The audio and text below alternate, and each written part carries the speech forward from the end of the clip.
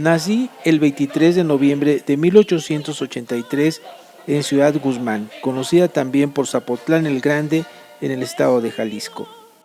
Mi familia salió de Ciudad Guzmán cuando tenía yo 2 años de edad, estableciéndose por algún tiempo en Guadalajara y más tarde en la Ciudad de México por el año de 1890.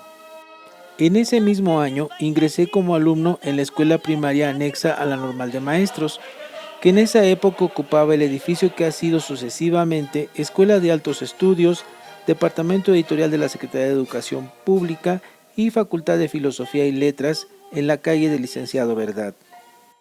En la misma calle y a pocos pasos de la escuela tenía Vanegas Arroyo su imprenta, en donde José Guadalupe Posada trabajaba en sus famosos grabados. Bien sabido es que Vanegas Arroyo fue el editor de extraordinarias publicaciones populares, desde cuentos para niños hasta los corridos, que eran algo así como los extras periodísticos de entonces, y el maestro Posada ilustraba todas esas publicaciones con grabados que jamás han sido superados, si bien muy imitados hasta la fecha. Los papelerillos se encargaban de vocear escandalosamente por calles y plazas las noticias sensacionales que salían de las prensas de Vanegas Arroyo, el fusilamiento del capitán Cota o el horrorosísimo crimen del horrorosísimo hijo que mató a su horrorosísima madre. Posada trabajaba a la vista del público, detrás de la vidriera que daba a la calle, y yo me detenía encantado por algunos minutos, camino de la escuela, a contemplar al grabador 4 veces al día a la entrada y salida de las clases. Y algunas veces me atrevía a entrar al taller a hurtar un poco de las virutas del metal que resultaban al correr del buril del maestro, sobre la plancha del metal de imprenta pintada con azarcón. Este fue el primer estímulo que despertó mi imaginación y me impulsó a emborronar papel con los primeros muñecos, la primera revelación de la existencia del arte de la pintura. Fui desde entonces uno de los mejores clientes de las ediciones de Vanegas Arroyo, cuyo expendio estuvo situado en una casa ya desaparecida por haber sido derribada al encontrar las ruinas arqueológicas de la esquina de las calles de Guatemala y de la República de Argentina. En el mismo expendio eran iluminados a mano con estarcidor los grabados de Posada, y al observar tal operación recibí las primeras lecciones de colorido. Bien pronto supe que en la Academia de Bellas Artes de San Carlos, a 2 cuadras de la Escuela Normal, había cursos nocturnos de dibujo y con gran entusiasmo ingresé a ellos. Habiendo muerto mi padre, hube de trabajar para sostener mis estudios en la academia. Algunas veces fui dibujante de arquitectura, otra vez estuve por algún tiempo como dibujante en el taller gráfico de El Imparcial y otras publicaciones del señor Reyes Espíndola. Recuerdo con agrado a don Carlos Alcalde, hábil ilustrador de prensa y excelente persona. Al tiempo de ingresar a la Academia de Bellas Artes para hacer estudios formales de pintura, la institución estaba en el apogeo de su eficiencia y buena organización.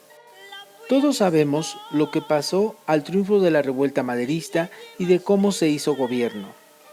Uno de los periódicos de oposición, que era uno de los muchos hijos que tuvo aquel antiguo aguizote, este de que hablo estaba dirigido por don Miguel Ordorica, hoy director de Últimas Noticias. Yo había sido presentado con él por el periodista Joaquín Piña, amigo mío, y había entrado a trabajar de caricaturista. Supe entonces cómo se hacía un periódico político. Los redactores se reunían con el director y discutían acaloradamente los acontecimientos públicos, y la discusión hacía suficiente luz para artículos pertinentes y caricaturas oportunas. Los chivos expiatorios eran, naturalmente, los personajes políticos de primera fila. Así como entré en un periódico de oposición, podía haber entrado a uno gobiernista, y entonces los chivos expiatorios hubieran sido los contrarios. Los artistas no tienen ni han tenido nunca convicciones políticas de ninguna especie, y los que creen tenerlas no son artistas. El episodio maderista, Revolución a Medias, era pura confusión e inconsciencia. Lo demás fue lo mismo y quedó todo igual que antes. Tuve entonces un estudio en la calle de Illescas, hoy llamada Pedro Asensio, plagada de casas de magnífica nota, de lo más lujoso y que albergan embajadas venidas de Francia, de Norteamérica, de África, del Caribe y de Centroamérica. Los barbizonianos al aire libre pintaban muy bonitos paisajes, con los reglamentarios violetas para las sombras y el verde Nilo para los cielos. Pero a mí me gustaba más el negro y las tierras excluidas de las paletas impresionistas. En vez de crepúsculos rojos y amarillos, pinté las sombras pestilentes de los aposentos cerrados y en vez de indios calzonudos, damas y caballeros borrachos. Mi estudio era muy frecuentado por las diosas más radiantes.